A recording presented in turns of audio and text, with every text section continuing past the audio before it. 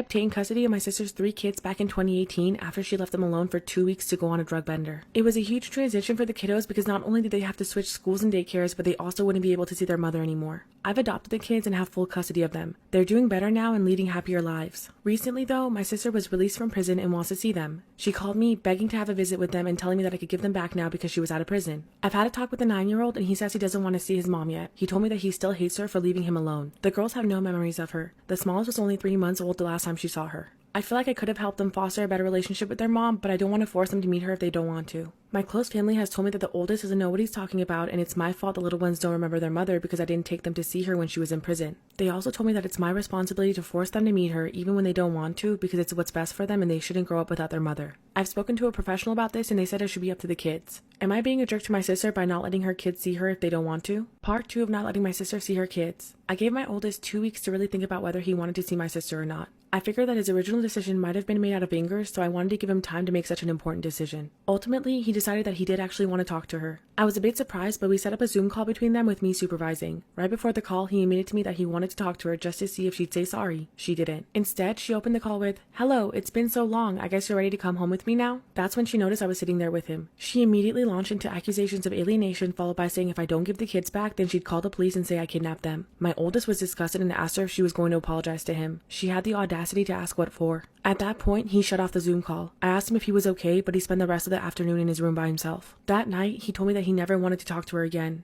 I told him he didn't have to talk to her again if he didn't want to, and we'd never give him back over to her. Before now, I honestly never considered myself as their parent, even after legally adopting them. Now I realize those kids are my kids and they're going to be for the rest of my life. This is why best friends can be abusive too. I had moved to England with my ex around 3 to 4 years ago. We had broken up but remained good friends and just rented a house together. We weren't hostile and learned that we were better as friends than in a relationship.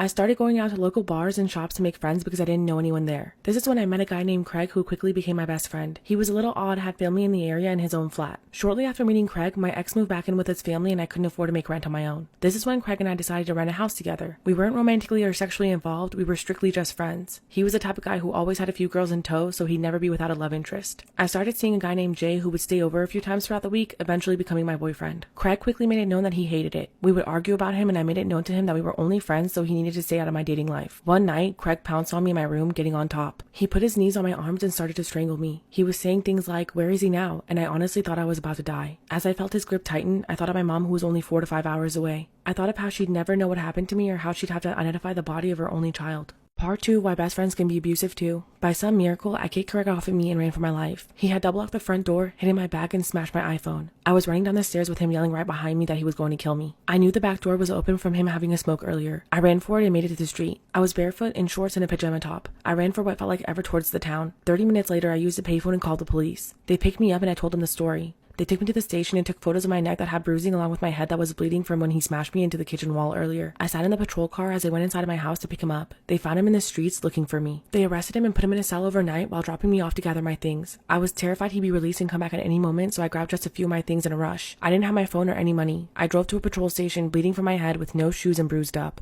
I broke down using their phone to call my mom. She was annoyed that I had woken her up at first, but once I explained what happened, she sent me $200 to fill up my tank and get something to drink to calm down. Then I drove to my parents' house. Craig got out in the morning and it was his word against mine. I blocked him on everything and changed my number, cutting off all contact. I sometimes still get flashbacks of that night. This is why you never truly know someone. When I was 10 years old, I met my best friend. We were pretty much inseparable. All throughout school, we were always by each other's side. Our last names both started with J, so we had almost every class together. He was a smart kid and a model student. However, his home life wasn't the best. He also had ADHD and was bipolar. My family was like a second family to him. As we grew into adults, our views differed on what we wanted to do with our lives. He had his first child when he was 18 and split up with the child's mom, so the thought of college never sat well with him. He worked a 9-to-5 job instead to support himself. By 21, he met another woman and had a child with her. This time he was doing good. He stayed with her and was taking care of both of his children. I was really proud of him for stepping up and getting his life together. Suddenly, something inside him flipped like a switch. He randomly up and left that woman and moved to another state. I hadn't spoken to him for 2 months after he did this. One late night, I was woken up by a phone call from his mother saying that he was in jail.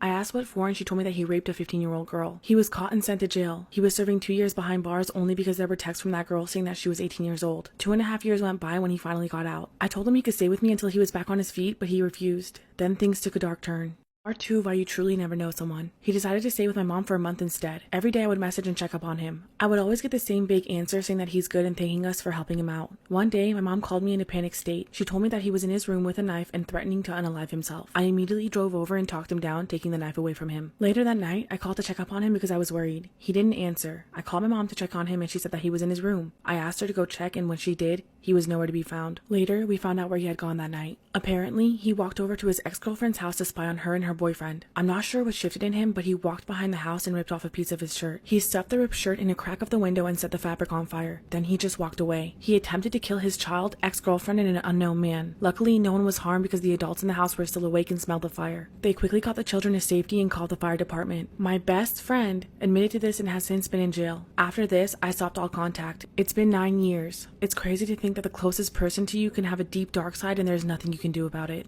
Story time about my scariest experience being home alone. When I was 14, I lived with my grandparents. They lived in an old bungalow type of house. It was one story and we had stairs that went right up to the attic. No one ever used the attic and it was just used to store things. My room door was near the stairs leading up to the attic, which I hated because I always got scared something would crawl down when I left my room. One night, my grandparents had to pick up my aunt's family from the airport. They wouldn't be back until early morning. I told them that I'd be safe at home overnight. We lived in a gated community with guard dogs and I thought everything would be okay. Before they left, we had an early dinner and I was stuck doing the dishes. While I was doing this, I could hear the neighboring dogs barking a lot, but I didn't think much of it because they always did that. After cleaning, I locked every window, shut off the lights, and headed to bed. When I entered my room, the lights were on and everything looked completely normal. I had barred and tinted windows because my grandparents didn't want anyone peeping in my room since it was a one-story house. They were barred because when my uncle was younger, he'd always sneak out, so they put bars on the window to prevent him from doing that. When I turned off the lights to go to bed, I saw a silhouette of a man illuminated by the streetlights standing outside of my window. I thought I was hallucinating. When I turned on the lights, he was gone. When I turned them off, he was there. Part 2 of my scariest experience when I was home alone. When I turned the lights on and off the third time, the man's figure wasn't there either time. I sighed in relief and thought my mind was just playing tricks on me or that something was casting a shadow. I double locked my door to be safe with one on the doorknob and one of those latch-type locks. I tucked myself in bed and tried to fall asleep even though the dogs were still barking outside. When I was finally falling asleep, I heard something above me moving. Something in the attic. I pushed the thought down and hugged my pillow, telling myself it was just rats. My heart sank when I heard someone hurriedly go down the stairs and stop at the bottom. I covered myself with a blanket and waited, wishing my grandparents had given me a phone for a time like this. Suddenly, I heard my doorknob being gently fiddled. I wanted to vomit when I heard a click followed by a quiet turn of the knob. It turned, but it didn't budge. When they noticed, they tried to push it. I finally stood up and softly pushed my body against the door, locking everything up again. I didn't want to make a sound. I don't know why they stopped, but they did. Then I heard footsteps go up the stairs as I sat there. I saw something move in the corner of my eye and there outside of my window was the shadow. I forced my eyes closed and ignored it until I fell asleep. All I remember is the next day I was having breakfast with my family. I brought it up to my grandparents, but they scoffed that it was probably rats. I never brought it up again, but the attic window had been opened. Storytime about how a stranger hunted me through a national park. I was camping in the middle of nowhere in Washington near Mount Rainier. Not the official campground, just way out in the forest where I wouldn't have expected to see another human for miles. One night, I wake up and hear something. I open my tent and was surprised to see a guy sitting where my fire had been, right outside of my tent. He looked like a regular guy, but he was sitting just a couple feet away from my tent and it made me uneasy. I also noticed that he didn't have a bag or pack or anything with him. When he saw me open my tent, his eyes widened like he had just seen a ghost and he bolted off. It shook me to my core at first, but over the next day I managed to put it out of my mind. I thought to myself that it was just an odd occurrence and that guy was probably on drugs or something. I made myself believe that he had somehow managed to set up a camp not far from mine and it was just a coincidence. 2 days after this, I had hiked another 15 miles in totally random directions that nobody could take the same path as on accident. I was sitting by the fire that night and I started hearing noises. I was convinced there was someone there. I called out to them and out of the darkness, someone asked me, "Do you know how to get to Bell's Canyon?" I quickly said no and I don't even think that's a real place there. However, they kept talking to me from just out of my line of vision. It only got creepier from here.